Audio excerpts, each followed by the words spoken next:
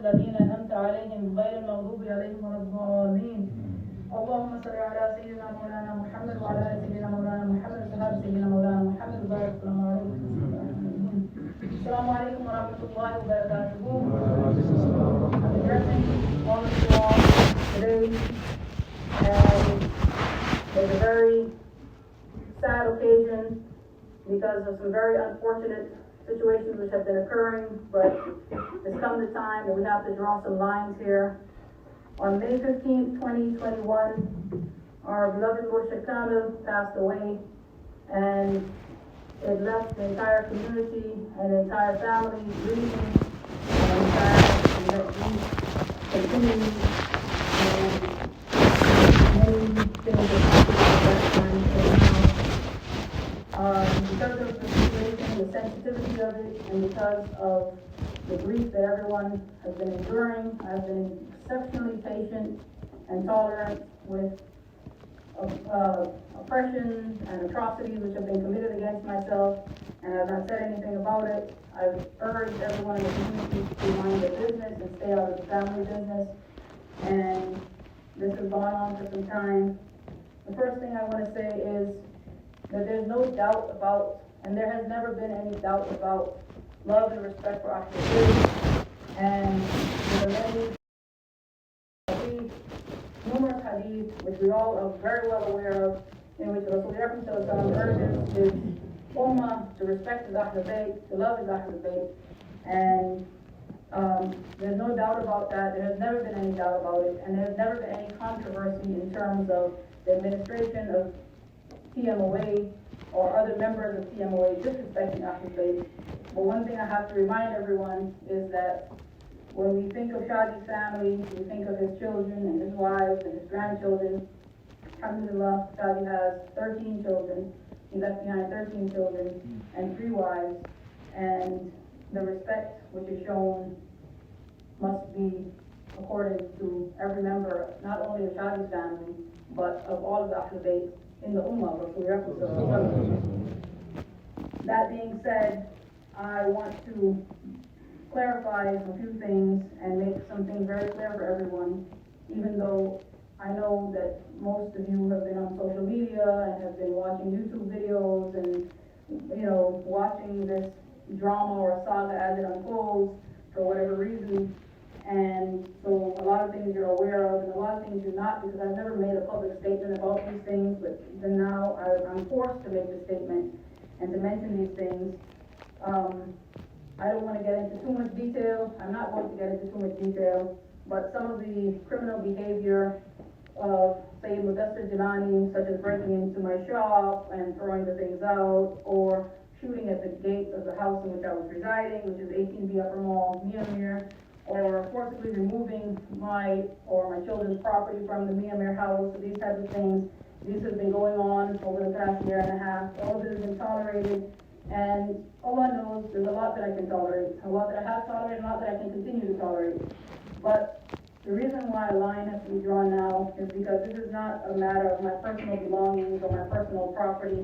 The matter here is a treasonous matter in which Sayyid Mudassir Jilani, Sayyid Fatima Jilani, aka Fatima Sarmad, Sayyid Naima Jilani, aka Naima Tour Lester, Amina Jilani, aka Amina Ford, these people have committed acts of treason by siding and partnering with open enemies of Murshid Kamil. All of you know it. There's proofs of it everywhere. These people have been cooperating with, partnering with, siding with R2F and other open enemies of Murshid Kamil, and people who speak directly against Shadi, against his mission. They have committed acts of treason which are destroying the family and destroying the Jamaat. They have committed heinous acts of treason and repeatedly continue to do so, which is directly against Murshid Kamil, directly against everything that he has spent his entire life building up. And these are things which are destroying the fabric of our society and our community, and this cannot be tolerated. Wallah billah, Allah subhanahu wa ta'ala has given me the patience to tolerate many acts of injustice and oppression against myself and my children, but as in the responsibility that I have and the position that Allah subhanahu wa ta'ala has put me in, it is not my choice, it is not up to me. I cannot tolerate these acts of treason which are destroying the Jamaat that Shadi spent his life creating, and which goes against everything that we have learned, everything we've been taught, everything that we stand for. Going on social media and collaborating with a site named Sheikh Jilani Exposed and denouncing Murshid Kamil, Fatima Jilani stating that her father committed shirk and that he taught his followers to commit shirk. All of these things, like I said, I don't want to get into every detail because you all are very well aware of these details. And so for this reason, for the reason of this treason, these people whose names I've just mentioned are officially excommunicated from the Muslims of America. They are no longer part of this Jamaat. That is Sayyida Naima Jilani, aka Naima Tur Lester, Sayyid Mudassir Jilani, Sayyida Amina Jilani, aka Fatima Amina Ford, and Fatima Jilani, aka Fatima Selma. However, at the same time, these are members of Shadi's family. These people are after the bait. And therefore, if you see them, respect them. If they come to your house, sit them down, give them some tea, offer them something to eat, the same way you would do for any member of Ahlul Bayt that you might meet anywhere in the world. Always uphold your adab, your respect, and your, proper manners towards the members of the family of Rasulullah sallallahu alaihi wasallam. If they commit some wrong, that's not your business. But as a head of TMOA, I can't allow them to continue to remain a part of the community where they are destroying the community from within and from without, because this is an act against the Jamaat of Rasulullah sallallahu alaihi wasallam, a Jamaat established by the head of Ahlul Bayt, Sheikh Sayyid Mubarak Ali Shah Jilani. And for me to sit silent and not say anything any further will be haram for me. It will be wrong for me to continue to sit silently and be patient. I can be patient with things, with matters of myself, but I don't have the authority to be patient with matters concerning the destruction of the Jamaat that Muslims have created, the Jamaat that is the Jamaat of Rasulullah, the Jamaat that has been built on love of Ahlul Bayt, the Jamaat that has been built on here and away is the only way, the golden rule. The Jamaat that has been forged for the sake of Allah subhanahu wa ta'ala with the blood, sweat, and tears of our fathers and our parents and ourselves. Some of us have committed ourselves from a very young age, and we've done nothing but work for the sake of this Jamaat, fi sabilillah, for the sake of Allah, for our entire lives, and inshallah will continue to do so. So, as I said, please, I will never tell you to disrespect any member of Ahlul Bayt, no matter what they do. Always respect them, but there's no obedience. There's no obedience. As far as Sayyid Sultan Shah is concerned, he was a member of the Shura and a member of the Jamaat, but he's going to have to make his position clear. And if he wants to remain a member of this Jamaat and a member of the Shura Council, he's going to have to accept the decree of his father and his murshid, Sheikh Zainab Adams, who appointed myself, as is very well known to all of you, as a spiritual successor, and who also appointed Sheikh Sayyid Nur Hussain Shah Jilani as the future Imam of TMOA. And I'm going to leave that to him, and I hope and I pray that Allah subhanahu wa ta'ala moves his heart in the right direction and allows him to come to terms with these facts that he knows very well. He said it many times. He said it to me personally. He said it many times, and he knows this is a fact. As far as all of the Jamaat members who reside in Ottaville, Odom, Georgia, everybody who is 16 years old and over will have to personally come to Holy Islamburg, our headquarters, and retake their bay'ah, renew their bay'ah, and take bay'ah and sign an NDA, a non-disclosure agreement, if they wish to remain part of this community. Yes, it has gotten down to this. Yes, this is how it is. Many people have divided loyalties. We are not begging for talibs or talibas. We are not begging for anyone to stay around. But if you are sincere, and if you are a talib of Murshid Kamil, if you have taken bay'ah, it's always generally understood that when you take bay'ah to Murshid, to any Murshid, then the person that they appoint as their spiritual successor, you automatically come into that bay'ah. But because of the many treasonous activities which have taken place, and the statements which people have made, which have been tolerated thus far, this needs to be clear. We need to be clear where you stand. If you don't want to take bay'ah, so well and good. Please, go your own way, do whatever you like. your choice. No one is forcing anyone to do anything. There's no compulsion in Deen, there's no compulsion in this Jamaat. We only need, as Shaji said, one sincere talib or taliba on the land. That's it. We're not running after people, we're not running after anything. Anyone who doesn't like this decree, leave. Anyone who disagrees with this decree, leave. Leave. The next matter which I'd like to give some clarification on and also give a decree and let all of you know about this very openly, and I'm going to sit down with Khalifa Ferozuddin and Colonel Ijaz Gilani, a very close and old companion of Murshid Kamil, as well as Sayyid Amjad Gilani, the cousin of Shaji, as well as Sayyid Jafar Gilani, another cousin of Shaji, and I will sit with them and other members of the family, and I'm going to inform them, but I'm letting you all know, I'm going to inform them that Fatima and her siblings, they filed a lawsuit against me, as you all are very well aware of, and they stated that they did not want that I should distribute Shaji's property to all his legal heirs. They also wanted me to distribute my personal property to all of the legal heirs, and this has been a point of contention and one of the reasons why we're sitting here today. And I would like to clarify a few things regarding each and every property in that lawsuit, and I'm going to let you all know the decision that I've come up with regarding these things. For the sake of this Jamaat, for the sake of this family, and for the sake of Ahlul Bayt, I have taken the decision that aside from the holy Gilani bill, where Murshid Kamil is buried in his Galvaris, myself and my children, we renounce all of the property. I will hand over every property document to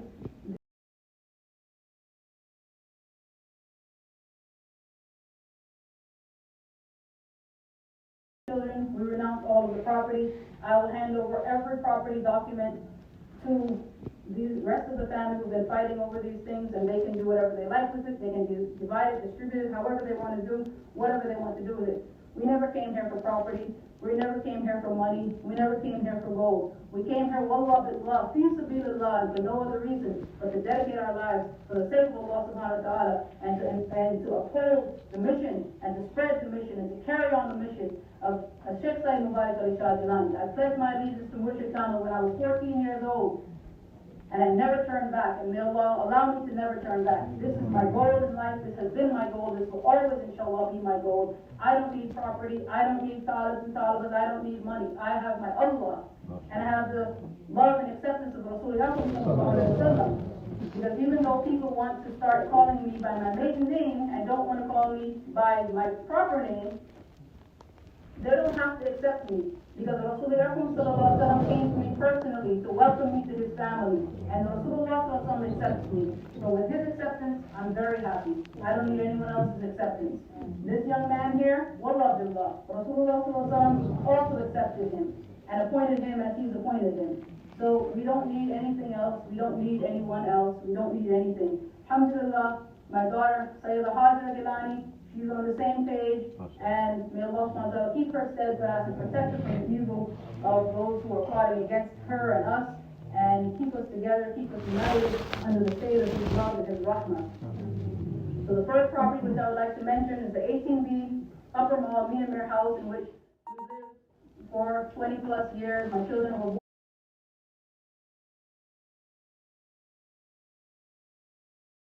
born there, and they've lived there for their whole lives. One day Shadi told me, Umm Nur, the reason why I'm going to put this house in your name is because my sons will try to kick you out of this house one day. He told me this. He told me to protect us from the evil of those who are plotting against her and us, and keep us together, keep us united under the shade of his love and his rahmah.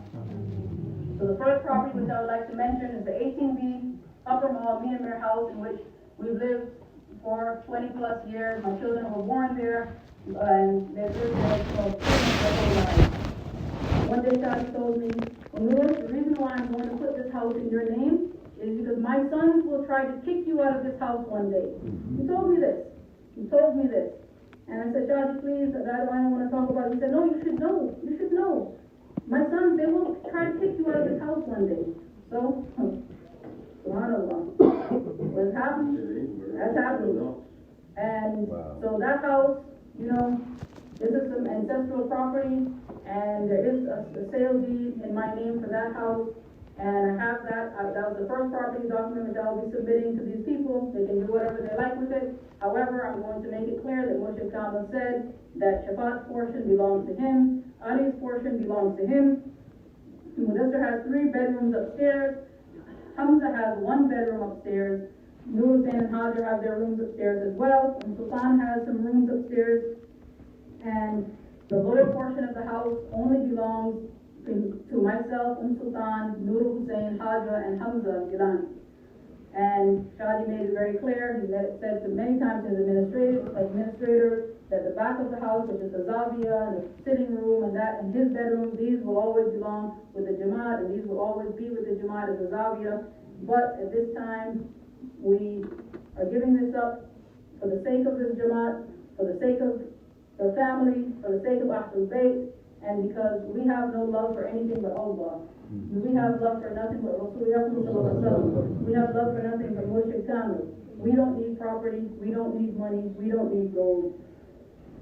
The next item on the list is the shops and apartments in Myanmar, in which people who have been here, you've seen the whole Myanmar Bazaar, that also all of it belongs to Moshe Kamil, as well as the place where Lubna Begum and Muazma Begum are living, as well as where I have the Ghazal Fashions Factory, and there's some apartment buildings and things there. Those documents will also be handed over. This was the property which was actually legally in Shadi's name, and which was supposed to be divided amongst the legal heirs, but which they rejected and said, no, we don't want only this property, we want all of the property. So you know what? Please, take all of the property. My personal house in 166 Upper Mall, which is 100% in my name, has never been in anyone else's name before. That as well, I'm giving that up as well. The house which Shadi bought for Nur Hussein, a small house, apartment type, Aziz Avenue, some of you have seen it. We're also giving that up. There's two apartments on Food Street, and Nur Hussein's house as well as those 2 apartments. They've been on rent for the past 10, 15 years. And the rent from that, usually we use it to feed people in the masjid, to pay the imam, to pay the electricity bill, because in Myanmar, there's a masjid there which Shadi built, and we've been feeding about 40 to 50 people every day, alhamdulillah, and we use the rent monies from those 2 apartments. It's not much, 20,000 rupees a month, whatever, but we use that rent money from that house as well as the 2 apartments, and we pay the masjid expenses, the imam of the masjid, and we feed the people. So that, we're also giving that up. Then there's 2 lots which we invested in DHA City. We never received those lots. We have the documents for it. We never received them because they were tied up in some legalities. The lots were never actually allotted to the people who purchased them. So that's there, but we'll give those files up as well. There is a portion of land which Shadi purchased in Salat. Only Ali Gilani knows about that. Shadi was advised that that land was washed away by the river. Allah knows best. But I never had the documents of it. I believe it is in Nur Hussein's name, but we have no claim. We're leaving that as well. There's some other land which Shadi purchased along with Colonel Gilani. I think it's in Fatah Jung. Colonel Gilani has information on that, but that's also, we're leaving that. Then there's the Canal Bank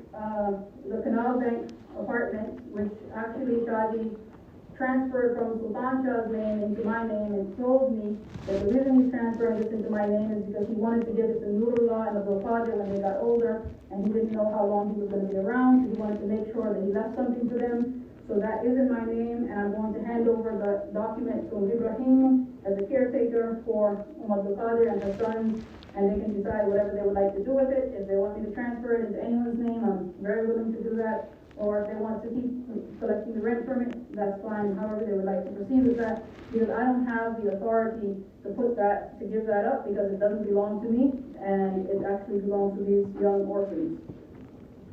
Then there's the Mercedes-Benz, which is also in the lawsuit, and in order to avoid conflict and fighting, we appraised the Mercedes, we had it appraised at 26 lakh rupees, and I paid the entire family 30 lakh rupees, just bought it out from everyone, so that the matter could be finished off and it would not cause any further contention and problems. Of course, it was still not enough. As far as all of the cash that Shadi had, that was all distributed to all the family members. Everyone knows this. The gold which he had for his grandchildren, that has all been distributed. I have the signing, all of the documents, everyone received all of this and they signed for it. Even if they now may say that they didn't receive it, I have the signatures, everyone has actually received it, the grandchildren know they've received it, every one of Shadi's grandchildren, alhamdulillah. And then there was a Jamaat vehicle which you all sent money for, $40,000 we purchased, and this was a double cabin, and the family was, having problems with this vehicle after Shadi passed away. So in order to avoid the problems, I sold that vehicle and divided the money between all of the family members and gave them that money as well. Didn't keep it for myself, and then we had to, of course, I had to repurchase something for the Jamaat, which is why we currently have a small Suzuki now, because that's all that could be afforded. And as I mentioned earlier, the Ghanaians did land, obviously because the bar is there and he's buried there. That's the only thing that we're going to hold on to, and the only thing that we're going to maintain. Everything else, I'll hand over all the property documents to all of the people who desire them in the presence of Colonel Ghanani and Rosa Saab and a few of the other elders of the family, and we have nothing else to do with these people. They have nothing to do with us. I wish no harm on anyone. I hate no one, but I'm not prepared to spend the rest of my life or the next 10 years of my life or my children's lives bickering and arguing over something which is worth nothing. And the reason why I say it's worth nothing is because there was a story of a dervish who came to a palace, and before he came to the palace and he just lay down and lay down and was going to go to sleep, and the king said, "What are you doing here in my palace?" He said, "Oh, I'm just a visitor." He said, "Well, you don't have my permission to come here." He said, "Well, I'm just a visitor just like you." He said, "You idiot, I'm not a visitor here, this is my palace." And the dervish said, "Is this your palace?" And he said, "Yes, it's my palace, I'm the king here." He said, "Oh, well, a few hundred years ago, who did it belong to?" He said, "My great-great-grandfather." He said, "Oh, what happened to him?" He said, "Obviously he died." He said, "Then who did it belong to?" "My great-grandfather." And then what happened? The dervish asked him, "What happened to the great-grandfather?" "He died too, a long time ago." He said, "Oh, okay, and then who did it belong to?" He said, "My grandfather." The dervish asked him, "Where is your grandfather?" He said, "Oh, Yar, my grandfather has also died." He said, "Then who did it belong to?" He said, "My father." He said, the dervish asked him, "Where is your father?" He said, "My father passed away." He said, "Oh, okay. So all of those people were just coming here as visitors, and now you're also a visitor here, and then one day this place is going to belong to your son, and his son, and his son. And this palace is going nowhere, but we're all going somewhere, back to our Allah. And what's the point of fighting over something like this? Let me stay here. I can stay here the same way you're staying here. We're all guests." So really, truly, all these matters of property and this zameen or this land, it means nothing. It really means nothing. Allah subhanahu wa ta'ala knows our intention and knows why things have been, we've utilized the rent of the property to give dawah and to help people. Everyone knows, and even if everyone doesn't know, Allah subhanahu wa ta'ala knows. And this is why Mushrik Ta'ala put these, did things the way he did them, because he knows that he left a very, very big legacy, very big shoes to be filled. And we have a lot of responsibilities, a lot of financial responsibilities. But at the end of the day, it is not worth the bloodshed of family members. It is not worth the bloodshed of Ahlul Bayt. And as we see, the members of the family, some members of the family have resorted to physical aggression and to violence and to shedding blood. And I'm personally not prepared to go to those lengths for something which belongs to no one, which we're all guests in, we're all visitors of. There's also a story of Hazrat Salam, asked him if he wanted to drink for a cup of water, and he gave him a cold bowl of water, and he started drinking it, and it tasted bitter, so he spat it out. He said, "I don't want no water in this bowl." He said, "Why not?" He said, "Because I can taste that this bowl has been made from the remains of dead people. So go and make another bowl, which is pure, so I can drink some water." So the jinn went and he made another bowl, and same thing. He made another 10 bowls, same thing, another 100 bowls. And he said, "Can you not find a piece of clay on this earth that is not made of the remains of dead people?" And the jinn searched the entire earth. And wallah billah, when every bowl that they made and every place on the earth that they found, the clay was the dead remains of humans. We're all going back to Allah subhanahu wa ta'ala. The only thing we can take with us is our intentions and our deeds. The only thing we can take with us is our sincerity. The only thing we can take with us is our love and dedication to Murshid Kamil, to Rasulullah sallallahu alaihi wasallam, to Allah subhanahu wa ta'ala. And this is sufficient for us, and this is what we want to take with us. وما علينا إلا البلاغ المبين. اللهم صل على سيدنا مولانا محمد وعلى آل سيدنا مولانا محمد وصحابة سيدنا مولانا محمد وبارك وسلم عليه. سبحان ربك رب العزة عما يصفون والسلام على المرسلين والحمد لله رب العالمين برحمتك يا أرحم الراحمين.